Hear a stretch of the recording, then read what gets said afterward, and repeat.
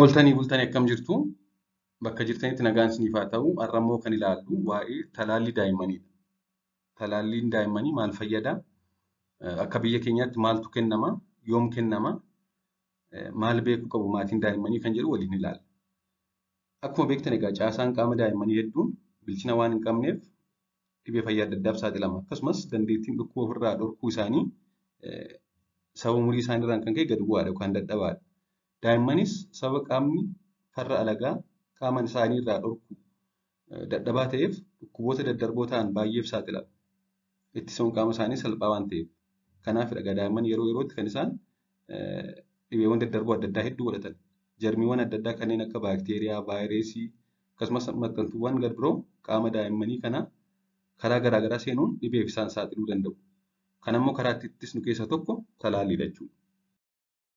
Biyya keenya keessattis talaalliin dhibeewwan daddarboo tokko tokko sababa jarmootaatiin dhufan ittisuuf kan kennamuu jalqabe bara 1980. Kittibaatiin egaa akka biyyaatti kan jalqabe bara 1980. Garuu ergasiitti itti daddabalamaa dhufanii amma baay'eedha jechuudha. Talaalliin dhibeen sababa jarmoota garaagaraa irraa dhufan akka qaama namaa hin hubneef kan kennamudha. Talaalliin kan kennamus qaama jarmootaa fayyaa isaanii yookaan caasa qaama isaanii kennuun qaamni keenya farra qaama alagaa jarmii sanaaf of qopheessee akka taa'uuf kan gargaarudha. Kana jechuun jarmichi qorannoo baay'ee keessa darbee yommuu namaaf kennamu qaamni namaa farra qaama alagaa yookaan antiboodiis jedhamu qopheessuun gara fuulduraatti jarmooliin akka sanaa akka wanta nuti fudhannee sanaa baakteeriyaa vaayirasii fa'a dabalatee jechuudha. Qaama nama keessa seenanii salphaatti qaama irraa loluun rakkoo fayyaatiif akka hin saaxilamne godha. Yeroo talaallii fudhannu talaalliin suni baakteeriyaa yookaan vaayirasii manuuti talaallii sana fudhanne irraa qophaa'e kun immoo maalummaa qaamni keenya ittisoo qaama akka of qopheessu taasisa gara fuulduraatti waan sun nutti dhufe nurraa ittisa jechuudha. Day 10 of answering the top 100 questions parents have.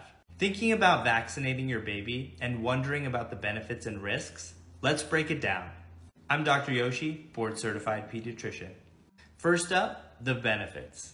Vaccines protect your baby from serious illnesses like measles, whooping cough, and polio. By vaccinating, you're not just safeguarding your child, but also the community by preventing outbreaks. Vaccines are thoroughly tested for safety and effectiveness, making these diseases a thing of the past. Now the risks. Common side effects include mild fever, fussiness, and soreness at the injection site. These disappear within a few days and are a sign that the body is building protection. Serious side effects vary by vaccine and can range from an allergic reaction to fainting, seizures, Guillain-Barré, and others. However, these are extremely rare. Check out the CDC website for more information. The decision to vaccinate is a powerful step towards protecting your child's health. If you have questions or concerns, let me know in the comments. Like and follow for day 11. Gama biraatiin egaa talaalliin farra qaama alagaa qaama keenyarraa lolus kallattiin ni kennama. Antiboodiin kallattiin ni kennama jechuudha. Talaalliin dhukkuboota beekamoo kanneen akka daranyoo sombaa yookaan TB, pooliyoo, garaa kaasaa, infekshinii sombaa, vaayirasii tiruu yookaan hepatitis gifiraa fi kan kana fakkaatan daa'imman irraa lolu daa'immaniif kennamee ga'ee guddaa taphata. Kanaaf daa'imni tokko talaalliiwwan kanneen fudhachuun dirqama jechuudha. Talaalliin egaa daa'immaniif kan kennamu biyyaa biyyatti garaagara. Talaalliin biyyoota Arabaatti kennaman, Awurooppaa, Ameerikaatti kennaman kan Afrikaa fa'aarraa garaagarummaa qaba. Akkaataa baay'ina dhibee yookaan rakkoo dhibee biyya sana jiru irratti hundaa'uudhaan jechuudha. Tokko miti. Akka biyya keenyaatti talaalliin daa'immaniif kennamu karaa afaaniif karaa lilmoodhaan yoo ta'u, yeroo isaan itti kennamanis kan jalqabaa talaalliin jalqabaa jechuudha. Daa'imni akkuma dhalateen yookaan akkuma dhalatteen kan kennamudha. Talaalliin lammaffaa immoo daa'imni dhalatee torban ja'aatti kennama. Sadaffaan erga talaallii lammaffaa fudhatee baatii tokko booda yookaan torban 10 irratti kennama. Arfaffaan immoo erga talaallii sadaffaa fudhatanii baatii tokko booda yookaan torban 14ffaa irratti kennama. Talaalliin shanaffaan immoo baatii 9 irratti. Kanaaf akka dhalatanii torban ja'aatti, torban 10tti, torban 14tti akkasumas ji'a 9tti ni kennama. Dabalataan talaalliin baatii 15ffaa irratti gifiraa fi akkasumas dhibee sombaaf kennamu jira. Dabalataan vaayitaamin A daa'immaniif baatii 6 irraa jalqabee hanga waggaa 5tti ni kennama. Dhukkuboota talaalliidhaan ittifaman.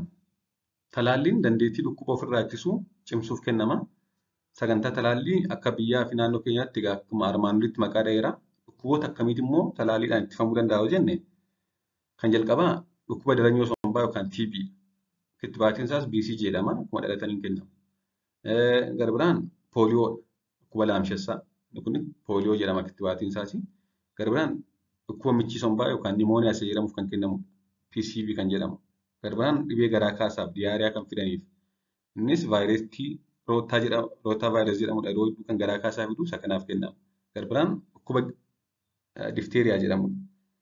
Dhukkuba qaqqee yookaan pertuusis jedhamu. Dhukkuba teetaanesii akkasumas dhukkuba vaayirasii tiruu hepatitis B akkasumas dhibee influenza kan jedhamu jira.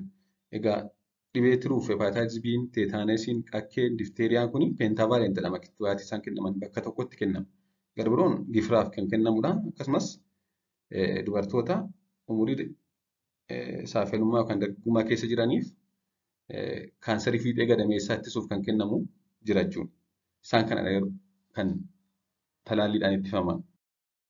Kanaaf egaa akkaataa itti daa'imman dhibee adda addaadhaan hin qabamne ittisuu keessaa kan jalqabaa qulqullina harka isaanii eeggachiisuudha. Qulqullina eeguudha. Lammaffaan daa'imman keenya talaalchisuudha. Kanaaf daa'imni tokko talaallii jalqabee addaan kutuu osoo hin ta'in talaalliiwwan kanneen hanga xumuraatti fudhachuun barbaachisaadha. Talaalliin hedduun miidhaan qabu.